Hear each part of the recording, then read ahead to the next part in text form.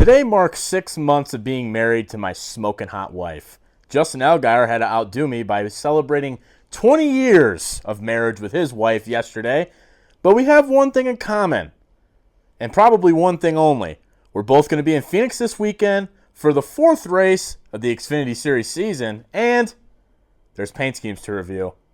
Let's go. Starting us off is Garrett Smithley, and he's trying to get veterans to vote. I just haven't quite figured out what he's trying to get them to vote for. Maybe I'm just an idiot, but midterms aren't till November, right? Whatever. 8.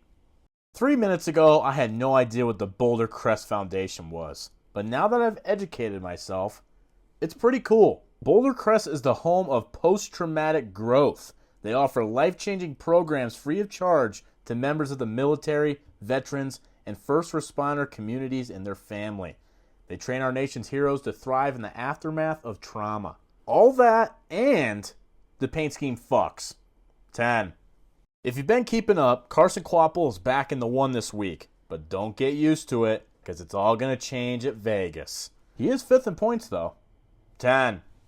I kind of have a love-hate relationship with this paint scheme. On one hand, it looks great. On the other hand, Distributor Wire and Cable were one of Leland's sponsors last year. Now they jump ship over to Jesse Love? That ain't right, dog.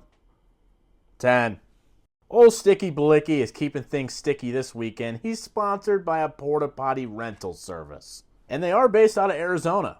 Grand Canyon, whoever's in charge, you guys might want to make a call. The whole taking a shit in a shitter that goes to the depths of hell, not really my thing. It's 2026. Let's get some plumbing out there. 9. As I mentioned before, it was Justin Allgaier's 20th anniversary yesterday. Congratulations, Justin. Because I'm a sick, degenerate fuck, this could only mean one thing. You're winning on Saturday. Congratulations. 10. Sammy, I'm going to try to make it to the autograph session on Saturday just so I can give you a big ol' hug. Love you, bro. 9. NASCAR fans are pretty funny. When Cletus came into the sport, everyone was jumping with joy. Oh, this is awesome. He's the man. Now that he signed 3 races with RCR, everyone's turning on him. Oh, this guy's got no experience. Only 5 ARCA races. He only made it 5 laps in the Truck Series. What about Corey Day? This guy's hit everything but the lottery. Yeah, he came from sprint cars. Yeah, he had some more ARCA starts. But god damn it, he's in a fully funded, full-time Hendrick Motorsports ride, and he's running into everything but the pace car. But you want to complain about Cletus McFarland making 3 starts. Maybe. Give it a break. 9. Well, William Sawalich, like I said last week, 3 strikes and you're out. 3 weeks betting on you. 3 weeks you have failed me. Which now means you're probably due for a top 5 at Phoenix. 8. Nothing says, that's a terrible paint scheme like a mixture of lime green and purple. Is Grand Canyon University even a real thing, or are they just laundering money? 4. And then there's Brandon Jones. But one thing about Brandon Jones, he's only good on a few tracks, Phoenix being one of them. Put some money on Brandon Jones so you don't look like an idiot Saturday night. 6.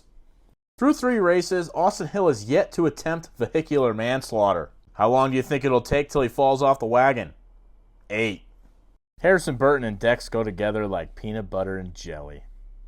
7. Dean called me out last week and said that these reviews aren't even a review anymore. It's just hate. Well, Dean, for one, that's basically what they've been the entire time, but I'll give you an honest review. I love the combination of colors and the big rig making its way down the quarter. And that gold foil number just brings it all together. Such a great paint scheme, Dean. 10. We're done with super speedways for a while, so Jeb Burton has gone back to irrelevancy. 6. Now this is a perfect example of bringing a paint scheme that matches the vibe of the track you're going to. They ran a scheme very similar to this at Daytona, didn't match the vibe. We're not in Miami. This thing, though, has a beautiful Arizona sunset with a bunch of cactuses. It's completely on brand. 10. Barrett Cope is now on their 4th different driver in 4 races. This time, it's Austin Hill, but not the one that's been suspended for attempted vehicular manslaughter. 5. Sorry, Blaine. Still don't know who you are. 7. Raja got kicked out of his 88 seat this weekend for some bum from the Xfinity Series, so instead, he has to run the 32 for Jordan Anderson. I guess he's sponsored by NASCAR 25, the video game. The scheme is about as mid as the game itself. 8. I'm starting to realize, are they just copy-pasting the same scheme for every sponsor? 8. If I remember correctly, things were looking pretty good for Sam Mayer at COTA last weekend, until they weren't. 10. Alpha Prime never misses. 10. Except with LeVar Scott. 7.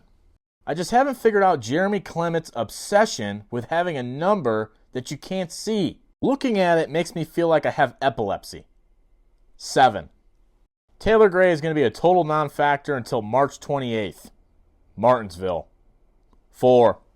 For whatever reason, Junior Motorsports decided to put William Byron behind the wheel of this 88 car this weekend. And I am just praying we don't have a rerun of my bachelor party.